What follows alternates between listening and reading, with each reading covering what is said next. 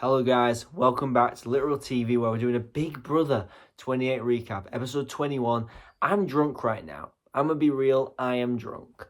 So I'm gonna try recap this episode, but just don't judge this one against my others because this isn't gonna be a very good recap, but I'm gonna try. So the episode really does revolve around what happens at the end, but we'll go through the whole episode. I don't remember everything because once again, I'm under the influence of alcohol, vodka. So we're going to go through it though. So basically, we start the episode and nominations have just been named as Haley, Angela, and D by Yash. And this is genuinely, I was thinking during this week, this is the quietest head of household week I've ever seen from Yash. Yash does not really get that much screen time at all. And he isn't that crazy of a character, so I understand why the editors did go for this approach. I don't hate it, but it's pretty wild how little screen time he gets. So yeah, it was quite interesting. But we end up going into the week, this episode, with a very quiet episode for him there, and then this episode was quite quiet for him. A lot of it is from other people's perspectives, even when it's something that involves him, like Drew kind of responded to the talk with Camu and Yash. So anyway, the main events that happen this episode are after the veto. So the veto this episode is Otev, and Otev is like this pink blob. I didn't really understand what was going on with that because I was too intoxicated. This pink blob, which is like, I'm Otev. And listen, we love Otev. I love Otev. I think Otev's just a fun comp. It's like the slide and the climb up. I think it's a fun comp. And it comes down to Yash and I believe Barrett. Obviously, Yash wins. Full power week, right? Now, this is the thing. I feel bad this week because Yash is so confident. He's got his full power week. He's finally got his week for the power flip. And now, as soon as this happens, Rick Devens is talking down Power Veto. Now, in the real world, in the live feed, my eyes are so red. It's because I'm tired. In the live feeds, we've known about the Diamond Power Veto being in play this week for pretty much the whole week. But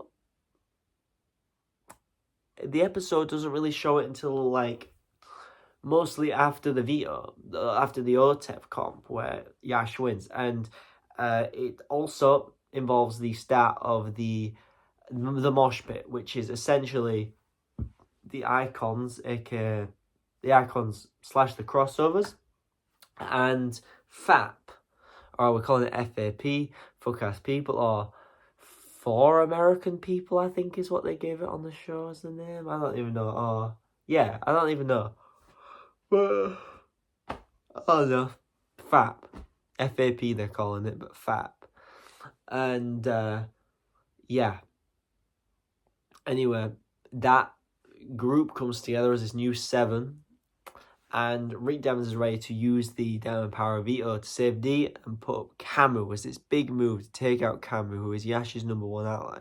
So we go into this veto ceremony, and This was cracking me up. I'm a laughy drunk. I'm a jolly drunk. Maybe it's because I'm on call with a good pal, I guess we're calling her. Or maybe it's because I am just drunk or whatever. But the way Rick Devens, obviously Yash doesn't use veto. There was no debate in that. Yash's edit is dead this episode. But honestly, so is most people's. But do you guys agree with that? Also, giving Angela a heads up, I don't think was necessary. She could have definitely played off like she didn't know about anything. She didn't know that the veto was a thing, the diamond veto. Anyway, we get the whole ceremony. Yash doesn't use it. Then Rick Devens stands up and he's like, "Actually, the veto ceremony is just beginning."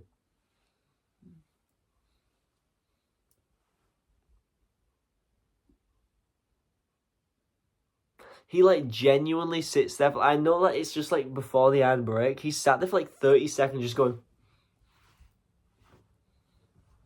Like, the smuggest ass look. And I love Rick Devens, but what the hell was he doing? Like, it must have been the edit, but, like, what was going on? He was just doing this smug ass look, like Winnie the fucking Pooh, for like 30 full, like a minute of just doing this smug ass look. It was funny, but it was wild. It was wild. And we end up seeing this smug ass look, and then that goes into the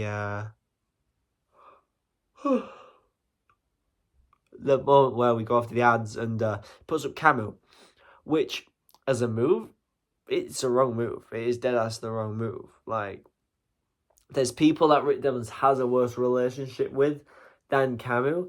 I don't think he should have used it, but the problem is he told D about it. And so I understand why he used it at that point, but he shouldn't have told D about it. But yeah, putting up Camu, it kind of destroys the Wolfpack. I think Camu respects it enough, and he kind of looks and he's like, yeah, fair, bro, I'm playing a good game. But, guys, this isn't actually a good move. Now, is keeping D a better move than keeping Camu? Yes. But this was unnecessary. They could have definitely got the votes to keep D. But yeah, I think Rick Devens is going to be fine, but it's a big play that wasn't necessary. Anyway, I'm drunk. I'm going to enjoy my night. It's very late here in the UK. But I hope you guys had fun. If you enjoyed this, I don't know how, but, subscribe. And, yeah, Literal TV. We'll have recaps after every episode. Goodbye.